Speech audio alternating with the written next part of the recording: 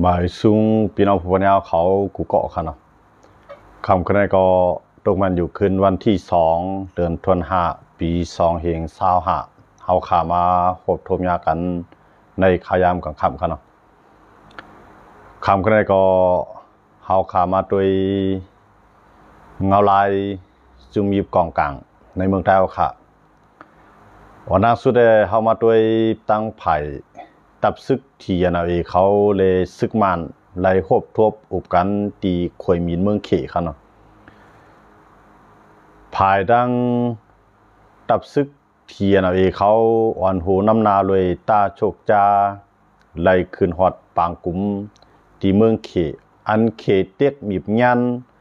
ให้ตับซึกที่ยานาเอเลยซึกมันกึดตึกต่อกันนางฮือได้กึดตึกต่อกันไรนั่นก็ภายดังเมืองเขเขาอยู่วงกลางมันเสเลยเจจับเฮ็ดสร้างปันกำไรตั้งแต่วันที่28 29 30เนี่ยเปลี่ยนปางกลุ่มกันตั้งซึกมันก้อยกาภายดังซึกมันเขาตกยวนให้เมืองเขมีบยันซึกเทียนเอาเอให้ถอยวันพื้นที่อันได้ยิบกลุ่มกำในเมืองไทยหลายๆชีเวียงให้ขึ้นกว่าอยู่ขึ้นตีวานตรงเลน้ำสัน2จีเวียงกวยสังเจว่าซึกที่ยานาเอตึกเตเพิ่มแถมยังซึกเสเลควักนายดินอยู่ป้อนจึงลองเตกึดตึกต่อกันเลยง่ำเย็นนั่นอำเปลี่ยนมาไลในภายดังซึกมานเขาสร้างมาหาวแห้งไว้ให้ตับซึกที่ยานาเอถอยขึ้นตีอยู่เก่าอันไรตีพ่องงำตัวเก่าในปักเปิงลักเมือง2-8ค่ะเนาะในปักเปิงลักเมือง2-8นั่นภายซึกมานเขาเลยเขียนเตรียมตั้มวางไว้ปันตีพ่องงำตัวเก่าตาอ้างตีมีอยู่2จีเวียงเวียงวันตรงเลยตั้งเวียงน้ำสัน2จีเวียงในก้อยย้อนมือจังนั้นเลยซึกมานก็อิงเอาในปักเปิงลักเมือง2-8เสเลยมีพยันให้ซึกที่ NLA ถอยขึ้นที่อยู่เก่านางฮือเตขึ้นอุปเปิงขึ้นไหลเมืองใต้ขึ้นนั่นไหนซึกมานก็ใจจุ่มยิบกองกลางเจ้าคือละลายจุ่มเจออันลุกขึ้นต่อสู้ซึกมานถอยขึ้นที่อยู่เก่าครับเนาะเมื่อเจอหนังเก้ากลางในย่อมถอยบันเวียงลาเซียวนั่นก็มันเปลี่ยนย้อนเปื้อขี่กำไรเทียนเอาในอำไปใครถอยตกลงกันอำไรก็เฮ็ดให้ตึกจะได้10เปลี่ยนปางตึกก่อนแทงขนมมือเรื่องในภายตั้งซึกมานเขาตึกเทียนเอาเขาก็ตึกอยู่ที่ตั้งเมืองกุดก็เอาเครื่องบินตึกเขาเนาะตั้งเมืองกุดนั่นได้ก็อะไรยินข่าวว่างว่าเทียนเอาเขาตีย่อมถอยทอนปันตีเวียงเมืองกุดอันนั้นก็มีข่าวออกมาค่ะเนาะกำไรตั้งหนองเขียวอันนั้นก็จะเปลี่ยนตีวานตองค่ำในที่ในก็ตึกกันหาวแห้งอยู่ค่ะเนาะที่ในบางปอกก็ซึกมันยึดไหลบางปอกก็เทียนเอาขึ้นซิมเอาเฮ็ดในสิเลยปิ่นกันกว่ามาค่ะเนาะที่ในเลยว่าเปลี่ยนบางตึกอันข้าวยาวเต้ๆค่ะเนาะตีตองค่ำเวียงหนองเขียวนะเวียงเมืองกุดก็ซึกมันเขาก็ตึก10เอาเครื่องบินเขาตึกค่ะเนาะอันยึดไว้ได้เป็นตับซึกปิดเยียบเลยเทียนเขายึดซิมว่าอยู่ที่เวียงเมืองกุดค่ะแล้วยินว่าเทียนเขาได้ถอยบันที่เวียงเมืองกุดอันนั้นก็มีข่าวออกมาอยู่ค่ะเนาะอันนั้นมันจะเป็นซึกมานเขาในย้อนตั้งจอยแถมที่เมืองเขมือเดียวในอันเป็นซึกมานในย่อมเฮ็ดกูเมียวหนังอันที่เมืองเขเขาเคยเปลี่ยนครับเนาะหนังหือเขนั่นเตมีบเงี้ยนซาวคือจะได้ถอยบันให้ซึกมานขึ้นมีตีอยู่แล้วก็ขึ้นมีอาณาขึ้นในเมืองใต้เนี่ยเพราะว่าเมืองเขเฮ็ดปันไรหนังอันซึกมานเคยเปลี่ยนในปองว่าซึกมานก็ตีไลโคกของไต้ลิ้นเล่ทาทาหยับหลายสื่อหลายรองขนาดอันเดียมาใส่ตื้อดังเครื่องกองกลางยาวก็เกี่ยวกับเรื่องแต่เดียวมาใส่ในเทคโนโลยีขนาดว่าจะเป็นชิปอันเตียเฮ็ดออกคอมพิวเตอร์ในมือถือเนี่ยนะเจ้าในเมืองใต้ราคามันออกไปหลายมิลค่ะเนาะที่ในก็ขี่ก็ใครไรก็เตจังเพราะว่าเจ้าคือเขาก็ยิบไรในเขก็มันทางล่างทางห้างไรเฮ็ดตินั่นค่ะเนาะย้อนไปจังได๋ว่าพอซึกมันก็ยิบไรในเมืองเขในก็มันก็ทางเฮ็ดย้อนเบื่อซึกมันในมัน มีจันเป็นหลวงปองจึงนั่นขนาดเนาะซึกเจ้าคือเนี่ยมันไปเปียงจันหลวงปองจึงไรนั่นขนาดเนาะยันเพราะฉะนั้นเราบอกว่าเมืองเขนั่นก็ตีปกผีมารในขึ้นมากขึ้นทางกำหนึ่งเนี่ยอันนั้นก็ตีไรไปตัวว่าจุ่มยิบกองกลางเขาจองตีย่อมปันอันขี่ขไลในอันนั้นแล้วตีไรมาลุ่นตัวอีกหนึ่งขนาดตั้งผายเทียนอะไรเขาเลยตั้งเกาก้างนั้นมันก็ตีเปียกเปลืองนิดหนึ่งเกาก้างนั้นมันก็เป็นขี่เยอะกำไรมันจะหนังเทียนเอาอยู่ในซ้ำเฮียงของเทียนเอาอันยึดอะไรอยู่ในมันใจความการเทียนเอาก้อยในตีไรเอาเสียงกลางใจในผายพีเรียบเขาพ้องเพราะว่าพีเรียบเขาNUGเขาย่อมในตัวให้เทียนอะไรเขาย่อมก็มันไปมีความหมายสังตอนตัดซึกมันก็ในพื้นที่ก็ตึกเดลัยสิเป็นบักตึกอยู่นั่นขนาดเนาะอาจจะไม่ใช่นั่นว่าเขาได้ไล่ด้วยตั้งผายเทียนอะไรเขาเพราะมาด้วยแต่ก็เลยว่าเทียนอะไรเขาก็ลาดว่าจังถอยปันเหมือนจะหนังซึกมันตกย้อนเฮ็ดให้ปางกลุ่มนั้นก็กึดลือกว่า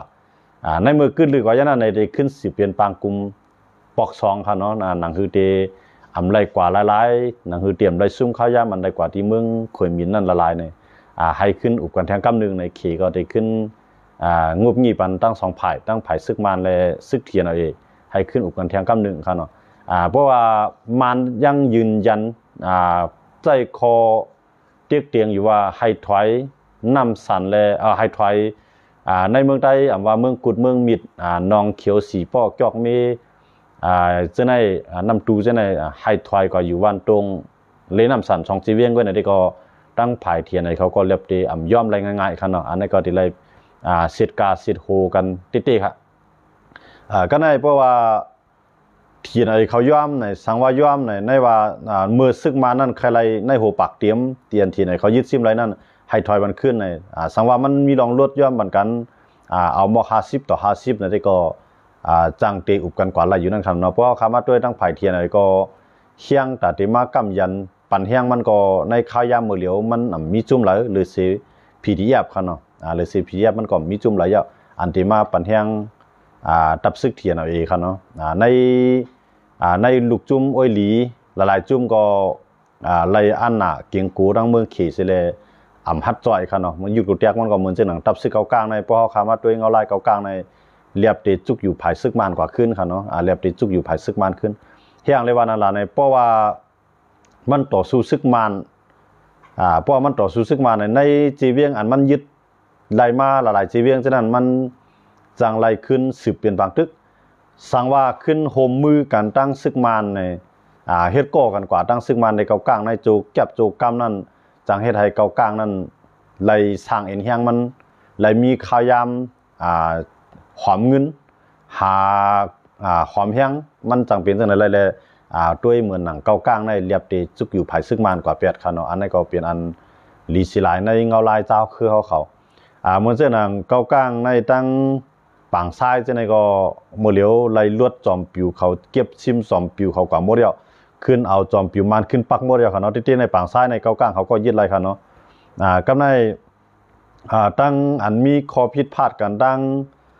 ซึกเกากลางเลยตั้งAIPPเขาเหมือนเจ้าหนังตีน้ำมาตีสีป้อเจ้าในค่ะเนาะอันนั้นก็เลยภายดังตับซึกเกากลางเขาไล่ขึ้นเก็บกูจอมปิวเขาขึ้นเพราะว่าที่เอาจอมปิวก็กลางใส่ในมณฑลหนังปฏิมาชุงจึงได้ก็ซ้ำเปลี่ยนหน้าที่ของมันในก็ที่จังเปลี่ยนการซึกอันเคียงแข่งกันกว่าหาแห้งหรือเก่าในภายดังเก่ากลางเขาก็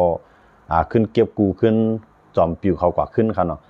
ก็ในเพ็กสมาเก็บกูจอมปิวกว่าเซต้าเพราะมาถอมด้วยเข่าในพื้นที่ที่ก็ยังตึกว่าภายดังตับซึกเก่ากลางเขายังเพิ่มแถมยังซึกใส่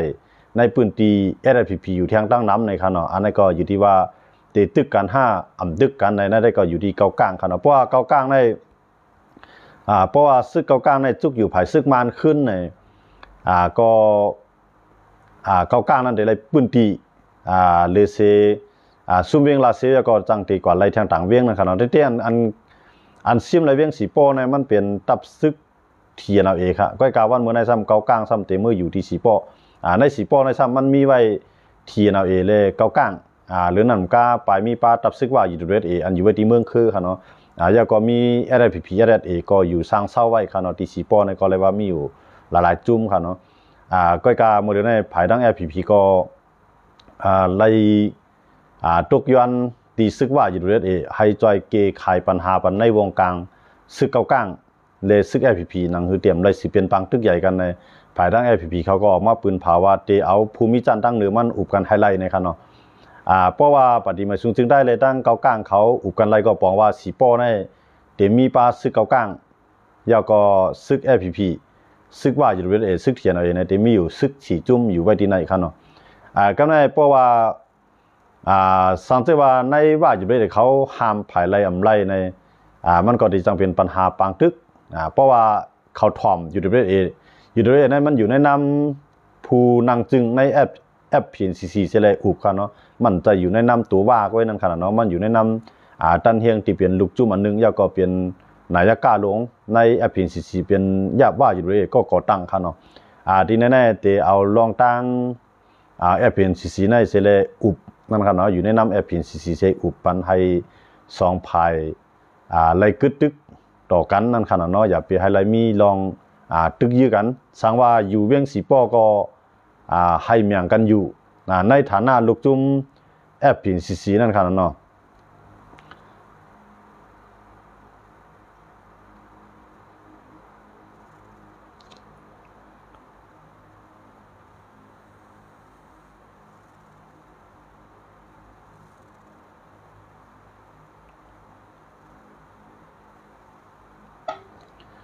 เพราะว่าอยู่ด้วยเฮ็ดสร้างบันไดที่ไหนนี่ก็ปองว่าจะเป็นพรลีดอนตา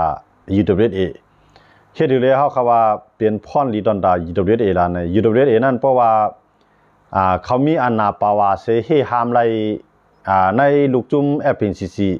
อำว่าได้เป็นเทียนเอาดังเก้าก้างในอำว่าได้เป็นเทียนเอาดัง LPP ในอำว่าได้เป็นเก้าก้างดัง LPP ในเขาเส้นนั้นในเพราะว่าอยู่ด้วยให้ห้ามเขาไล่ในก็จะเป็นพรลีดอนตาอยู่ด้วยมันก็จะมีเคียงนั่นขนาดเนาะมันมีเคียงจริงล่ะในต่างภายก็ต่างอยู่ไล่นั่นขนาดเนาะอำว่าจะเป็นว่าเกาหลีเพราะว่าให้ห้ามไล่ในลองปัญหาเจ้าคืออันเป็นลูกจุ่มเหลียวกันฉะนั้นก็จังลองปัญหามันจังลดย่อมลงก็จังทางห้างกาทางห้างขายทางห้างเหตุการณ์ทางห้างควากหน้าลีนเอาที่อยู่นั่นขนาดเนาะอันนั้นก็เป็นเงาลายพรลีดอนตายึดเวทอยู่ขนาดสังเกตว่าเขาห้ามไล่ขนาดพวกห้ามไล่มาเลยเขาตึกกันในก็ตีเลือกภายไล่ก็จังสิตีเลือกเก้าก้างซ้ำเสียหลาย LPP ตีเลือก LPP ซ้ำเสียหลายเก้าก้างเลยอันนั้นก็เลยว่าเป็นลูกใจว่าง่ายทั้งสองฝ่ายตอนตาว่าอยู่ด้วยนั่นขนาดเนาะที่ไหนก็เลยว่าเฮาคาดได้เลยด้วยกว่าทางข้าวยาวเพราะว่าเก้าก้างจุกอยู่ภายซึกมันในขี่ก็ตีมีเก้าก้างนะเก้าก้างก็ตีทางห้างอยู่ทางเซาในข้าวยามอันปอดขนาดจูกาซึกมันไปมีเฮียงในซึกมันก็จังปันซึกเก้าก้างรวมเจอบางตึกนั้นก็ตีจังเย็นกว่าในวงการเก้าก้างในซึกมันสังเกตว่าซึกมันมีเฮียงมากขึ้นในเมื่อนั้นได้ซึกมันในมันตื่นเตเอาตีอยู่ขึ้นอยู่นั่นขนาดเนาะซึกมันในตอนนั้นมันมาเลยอยู่ลาเซียวในหลายวันมาในกวยมันก็จีสั่งให้เทียนเอาไว้ถอยนะเพราะเฮ็ดจังนั้นแล้วนั่นในลองตาได้อุบกุมกันกว่าตั้งหน้าภายเจ้าคือเลยซึกมันนั่นในพอเฮามาด้วยเฮียงต่อรองเจ้าคือในมันอีลงเฮ็ดอยู่เลยเฮียงต่อรองเจ้าคือต่อซึกมันในมันอีลงล่ะในย้อนเปื้อว่าขี่นั่นสิหือมาก็ตื่นจุกอยู่ภายซึกมันนำเลยสิเจ้าคือเอาเจ้าคือนั่นเปลี่ยนตีนเปลี่ยนมือเปลี่ยนเหยื่อการเมืองก็ว่าอะไรก้อยกาตอนดาซึกมานั่นในให้ป้อจังข้านอำนาจเขียงตาอำนาจต่อตาวันโตเขาเนี่ยซึกมานั่นมันเปลี่ยนพรดีตาเมืองเขียนนำเลยเสอันที่เจ้าคือเปลี่ยนอยู่ในข้ายาหมดแล้วเจ้าคือนั่นตีเอาเจ้าคือสิเลยให้ป้อข้านอำนาจต่อต่างเมืองในเจ้าคือจังก็มันเตรียมใจจันลงปองจึงไรนั่นขนาดเนาะมันก็บอกจันกองให้ขนาดเนาะสังว่าหลุดตึกหลุดเยื่อในได้ก็มันก็ดีใจอะไรอยู่ทางที่ว่าจันการเมืองจันการเจรจาการอุบโอการต่อรองการป้ายมามีจะในเจ้าคือมันเตรียมเฮ็ดไรค่ะเนาะยันเบอร์จังแลซึกมาเอาเมืองเขก็ถึงหันว่าซึกมานั่นมีกาคันนำเลยเสเจ้าคือเนี่ยสังว่าซึกมานั่นมีลองต่อรองเสร็จการเสร็จโหมันไรนำเลยเจ้าคือแทงลองนึงเพื่อเอาด้านการเมืองว่าเพราะด้านการซึกกับเขาว่าเนาะเพราะด้านการซึกฝ่ายซึกมานั่นมันมีเครื่องบินเจมก้าเนี่ยมีปักเปิงไม้มีอยู่ในกำมือมันเนี่ยมันเฮ็ดหลายชื่อหลายรองครับเนาะแล้วก็มีเมืองมหาอำนาจหลายเมืองอยู่ตั้งหลังมันแทงเนี่ยอันในรองต่อรองซึ่งมันสูงแฮงอยู่กำไรเจ้าคือในมัน กำนำนั่นเขาเนาะกูจุ่มมันเด็ดด้วยหันนาตีตัวเก่าเฮ้ซื้อคือไผมันเฮ้มอกกานันก็มันนำไรด้วยหันในการเมืองวงกว้างยาวก็มันไรด้วยหันการเมืองชิมหอมอันเปลี่ยนอยู่ในก็เจ้าคือเขาบ่ด้วยมอกกานันก็ตัดได้เขียงตาต่อซึกมาเนี่ยมันมีเฮียงนั่นขนาดเนาะเฮียงการเมืองเจ้าคือเนี่ยมันอยู่ที่การพร้อมโฮมมันก็ป้อมมีลองพร้อมโฮมกันในต่อรองด้านการเมืองก็อำปีซึกมันเอาด้านการศึกเสเกปัญหาก็อำปีซึกมันไรก้อยกาเพราะว่าเจ้าคือเขาพร้อมกันในการต่อรองด้านการซึกนั้นเลยว่าเจ้าคือเขาในอะไรอยู่ภายปีปุนซึกมันว่าอยู่ย้อนเบอร์ทางเลยซึกมันนั้นมันอยู่ในเมืองใต้นั้นต่อให้มันมีรถทางก่อมจังใจมีรถทางการตึกก่อมจังใจกำในมีเครื่องบินในเซตาก็ตีลงเครื่องบินมันมีตีลงเครื่องบินมันมีทีในก็อันซึกมันต่อให้มันมีก็เพราะว่าเจ้าคือเขาพร้อมกันเนี่ยมันมีตีลงมันกำในเขาคำว่าอยู่รูแดงมันเจ้าคือเขาพร้อมกันในเมื่อเจ้าหนัง3จุ่มพี่น้องในก่อตั้งลุกขึ้นต่อสู้ซึกมันใส่ไม้ลับ1027นั่นเสร็จต่อสู้นั่นในมันหันผลงานมันไหลไว้มันหันน้ำเมียนน้ำตอนมันไหลไว้นั่นค่ะเนาะในข้าวยามหลายเรือนก็ซิมไหลหลายเวียงที่ซึกมันยามอยู่ไว้เย้าก็เครื่องกองกลางก็ซิมไหลตั้งนำเขาเนาะบริเวณทีนเอาเอเขาในบริเวณเก้าก้างเขาในบริเวณยักษ์ไข่เขาในซิมไหลตั้งนำตั้งหลายค่ะเครื่องกองกลางลักซึกมันนั้นสังเกตว่าเขาตึกซึกมันในตาเขาได้มีเครื่องกองกลางลักนำเหมือนเสื่องหนังในข้าวยามมือเหลียวนั่นในเขาใจข้าวยาม30 ปีค่ะก่อนที่ไรเครื่องลักนำมอกก็ได้ค่ะนะก็วันเมื่อได้เขาไรเครื่องใหญ่เครื่องหลงไรหมักมือจิ้นย่ำตั้งนำในข้าวยามปอดค่ะเนาะข้าวร่างนับ6 ปีมันปี2 ปีมาในกล้วยในเลยว่าตื้อตอนหรือมาเตย้อนแห้งพร้อมโฮมเขานั่นค่ะเนาะเพราะว่าพร้อมโฮมกันในเจ้าคือในพวกผายปืนตีนาลีนในเขาลงเหรียญเลยเสียซึกมันในมันใจใหญ่เครื่องกองลงยื้อไก่มกนั่นก็เพราะว่าเอากองอากาศยักษ์กดในเขามังกันจอมโหยจอมลอยในได้กำนำในมันซุ่มเจ้าคือค่ะซึ่งมันมันยำอยู่เปลี่ยนซึกแล้วก็กวางไหลมาไหลก็กำนำมันใจรวดใจกาต่อต่างใจเครื่องบินส่งกันนั่นค่ะเนาะเพราะมาญาบางตึกเนือลินบ่ได้จึงมันซุ่มเจ้าคือค่ะเนาะยังเมื่อจะนั่นว่าซึ่งมันในเขาคำมาด้วยในลาเซียวในห้ำถางว่าซึ่งมันในเดซุ่มไหลไว้มอกกันนั่นค่ะเนาะก้อยกามันทำซุ่มไหลในขยามปอดอันนี้ก็เฮ็ดให้ซึกมันเขาไหลตกใส่ไหลตื่นเตะในการซึก1027นั่นขนาดเนาะก็ในเพราะเขาคำว่าด้วยในผายเจ้าคือเขาอำว่าจะเป็นเทียนหน่อยเขาเกาก้างเขาเขาในพอมาด้วยลองในหลีกปืนเผาเขาได้ก็เขาก็ตึกโฮมกันอยู่ในการต่อสู้ทางการซึกกันเนาะเฮ็ดถือเลยว่าเขาเข้ามาในเขามีข้อตกลงกันมือเรือนป้วนค่ะเนาะ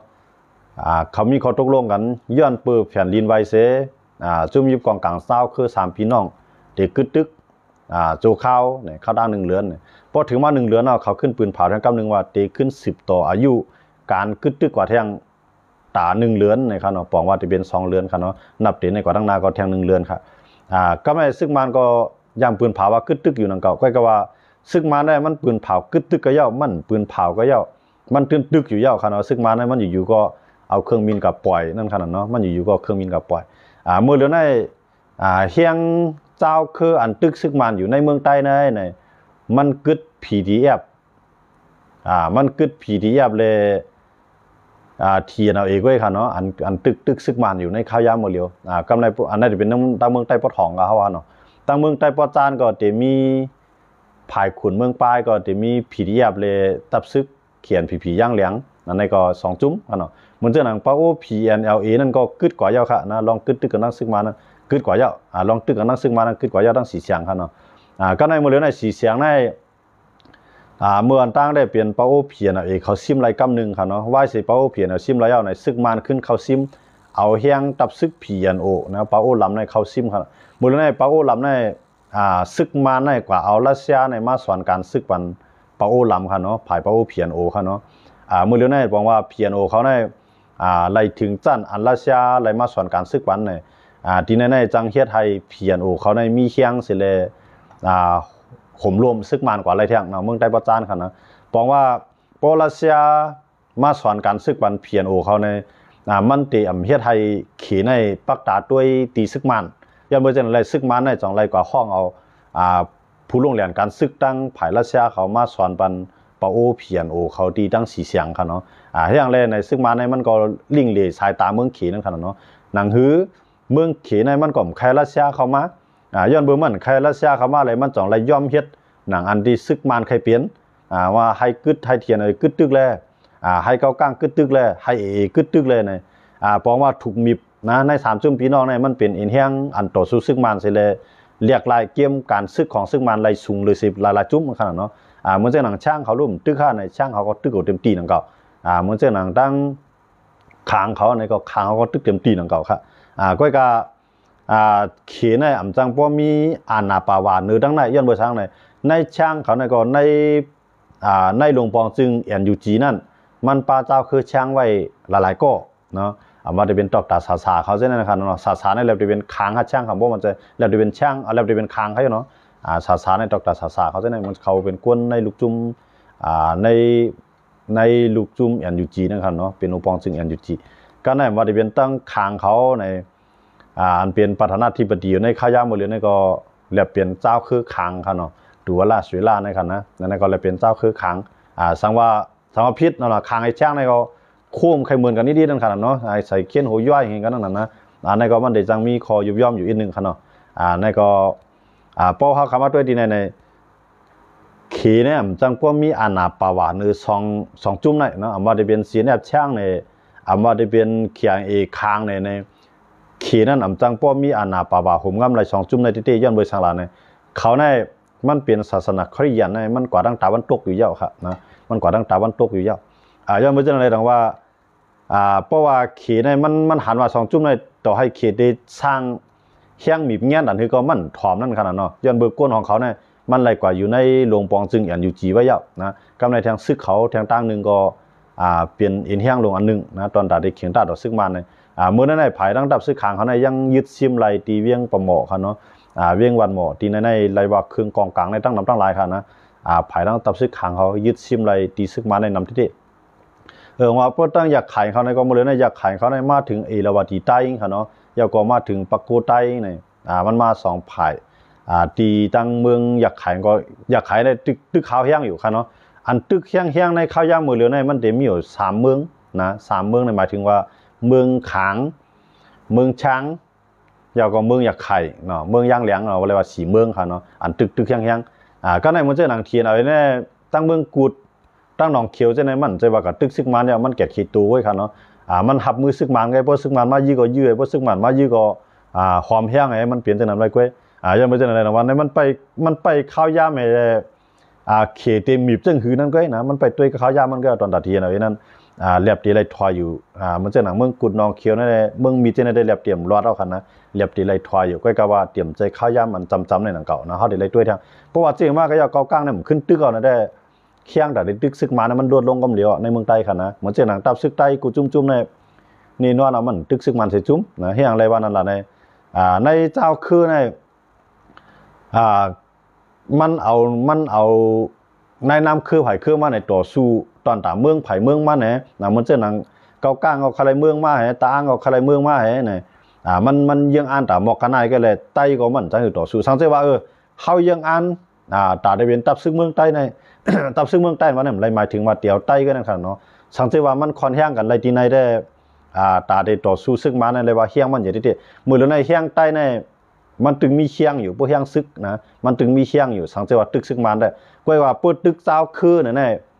มันต่อให้เขามีเฮียงก็ตึกเจ้าคือร่วมกับก็เมืองเขาไรขึ้นนั่นครับเนาะมันก็ป่องสังมันก็ซุ่มหลายก็มันจะหนังเทียนอะไรตั้งสิได้ตึกกันอะไรก็ผายบนก็ซุ่มกองซุ่มเงินซุ่มกวนตั้งในก็ซุ่มกองซุ่มเงินซุ่มกวนซุ่มข้าวยามแทงไรสังมานะกำลืนมามานก็ไรอยู่เลียต่อให้ว่าเลยสิได้อะไรตึกกันในก็กำลืนมาอันเต็นนางวานกินเมืองเขานั่นก็มันจะเป็นซึกมันก็เพราะว่าเลยสิได้ตึกกันในว่าอะไรตั้งมาเอาติ้นหัวมันอยู่เยอะค่ะนะมันเป็นจังไหนแต่ว่ามันมีเคียงแบบที่ไหนก็ในบ่ใต้โดดใต้ตึกกันในมัน1แค่ทางให้นั่นขนาดเนาะว่าการเมืองเอาค่ามันกว่าตั้งนานไรอันนั้นมันเปลี่ยนปัญหาลงอันหนึ่งสังเกตว่าเทียนอะไรก็เพราะว่าใครถอยขึ้นในเมืองใต้อันยีซิมไรจังไหนอย่าไปว่นตอนตามเมืองปะลองนะให้ว่นตอนตาซึ่งเมืองใต้อะไรหมายถึงว่าเฮ็ดปันใต้กันนะเฮ็ดปันกูเจ้าคือในเมืองใต้ นะพวกเฮ็ดจากนั้นได้อุบกันตั้งใต้นะเข้าบังตึกซ้อมกันยาวก็เพราะว่ายังอันได้แจกก็มึงปลองในใต้ก็มันยอมรับอะไรเขาแหละนะเหมือนเจ้าหนังเมืองอะไรก็ย่าว่าสังเกตว่าเฮาอายุกุเตียมันสามารถเป็นเมืองไทยเนี่ยเนาะตั้งภาคใต้3จังหวัดชายแดนภาคใต้ใน37ตอนตั้งใต้37ตอนตั้งจานของไทยเขานั่นเพราะว่ามันมีแนวทางไปวนใครเอา37ตอนในผาดออกอยู่ร่วมมาเลเซียเปลี่ยนตีพ้องงำตัวเก่าไทยน่ะยอมเขาลูไทยมันยอมบ่ห่างเลยเพราะว่ายังอ่านตาเตอยู่โฮมห้อมจอมไทยเสเลยต่อสู้เกียรติเฮกังตีในไทยก็ว่าสังไทยก็ปันเฮียงเพราะว่าอ่านผาดออกตอนตาเอาเจ้าคือมุสลิมปังกาลีมุสลิมอันเป็นมุสลิมตั้งไตค่ะเนาะเขาได้เป็นชามจังหวัดชายแดนภาคใต้เนี่ยเขาเป็นเจ้ามุสลิมที่ในเขาก็ยังอ่านใครตั้งลาดอิสลามมุสลิมนั่นขนาดเนาะใครจะเป็นลาดหนึ่งนะเอาเขาเดี๋ยวเอายังอ่านนำก็มือจ้าเนี่ยเขายังอ่านเอา37ตอนนี่แกใน37ตอนนั้นไทยเขาย่อมอยู่5เนี่ยย่อมเขาย้อนเบอร์ว่ามันติมีลองเตียกกันเมื่อปันเอากาเป็นเมืองก้อนขอบเป็นเมืองรอดเลี้ยวเนี่ยมันก็ได้กับอิงเอามือเต็มก็ได้กับโฮมเมืองต่างเมืองเองเก่ามันได้กับโฮมมาเลเซียขึ้นก็กำลืนมากำลืนมาเลเซียเลยไทยก็ต้องมีปัญหากันนั่นขนาดนอกจากว่าไทยก็หันลีดินแต่ว่าพอพร้อมแต่ได้เฮ็ดซึกแก่เขเมืองไทยเนี่ยไทยก็ยอมรับอะไรกูจุ้มยอมรับอะไรกูคือตอนตาเตเป็นซึกแก่เขเมืองไทยเลยคนเมืองไทยนั่นที่ว่าตอนตาคือไทยก็ได้เลยก็เย็นกูเจ้าคือในเมืองไทย75ล้านก็เลยอยู่ลีก็เย็นหรือนำก็ต่างเมืองมาอยู่มาสร้างมาเซาก็มีตั้งนำเหมือนเจ้าหนังคนเมืองของตุงตู้เขาในมา3ล้านปลายอยู่ในเมืองไทยเนี่ยนะย้อนไปเจ้าหนังอะไรดองว่าเพราะว่าเขาคำว่าด้วยดินนั่นในมันจังเปลี่ยนอินแห้งหลงสื่อสารวันเมืองเหมือนเจ้าหนังอันพี่น้องตาอ้างคาไรวันเมืองว่าพวกเขายังอันเอาเมืองใต้ในแจกออกกาเป็นเมืองเขาเหมือนจากเมืองใต้ค่ะมันหมดเลยในเรียนลีนเฮาติดเมืองเขตติดเมืองขางติดเมืองยางเหลียงติดเมืองไทยติดเมืองลาวในเรียนลีนเฮาติดเจนน่ะเนี่ยเพราะว่าคืออะไรคือนึงแจกออกจากในเมืองเขาเนี่ยมันได้เรียกมาเก็บมาน่ะเพราะมันแจกออกก็นี่นอนมันได้กับปึงอีต่างเมืองกำลืนมาจันเอาเขียนในคำว่าจูเฮาอย่าเหมือนจังได๋มันจังจอยกันนะเหมือนจังหนังเทียนให้เขาเพราะว่าเขาโกซุ่มลองอันเขาตึกซิมไหลมาฉะนั้นเพราะว่าไต้ลุกขึ้นมาแล้วในเมื่อสูนเมืองใต้เฮาโฮมกันเกียรติขีแผ่นลิ้นลุกในเปลี่ยนของสู่ของเฮาอยู่โฮมกันได้อันในมันจังเฮ็ดให้เทียนให้เขามีเฮียงก็เปลี่ยนกว่าไหลคั่นเนาะยังบ่จังได๋เพราะว่ามันยังตึกว่าตาคือมาได้สั่งว่าไต้เลยตึกไหนก็เทียนให้เขาตึ้นกึดไปเท่ากันนะสั่งว่าว่าอะไรสั่งว่าอะไรตึกเหมือนจังหนังใต้เอาคาแทงจุ่มนึงก็ติกึดนะมันสิเป็นจังนั้นย้อนเบิ่งหามันยังอ่านตาเก่าตาใหม่คือคั่นน่ะนะสังเกตว่ายังอ่านตาแต่แก่เขตจึงเมืองเฮาในนั้นผมสิว่าเมืองใต้เนี่ยที่เลยเอาใต้ก็เนี่ยอันไหนเฮาใต้วนผิดค่ะนะใต้เมืองใต้อันว่าในมันหมายถึงว่ากูเจ้าคือมันหมายถึงเจอจาดนั่นขนาดเนาะพวกเจอจาดเมืองเขในเปิ้นเอาคือเขคือเร็วเขาลูกนะกูเจ้าคือละอยู่ลีกินดีละอยู่ลีกัดเย็นเพราะว่าเฮ็ดซึกไหนกวนคืออะไรมีน้ำกัดไหนมันมีศูนย์เฮ็ดซึกไหลมันจากเมืองเขได้มันได้เลยคัดเลือกตี้ๆนั่นขนาดเนาะมันสิว่าพวกหมอแบบกองก็ไล่เอาไหนมันใจจังนั้นเขาเนาะเมืองเขเขาได้ขนาดนะจังว่าเพราะว่าเมืองเฮาคา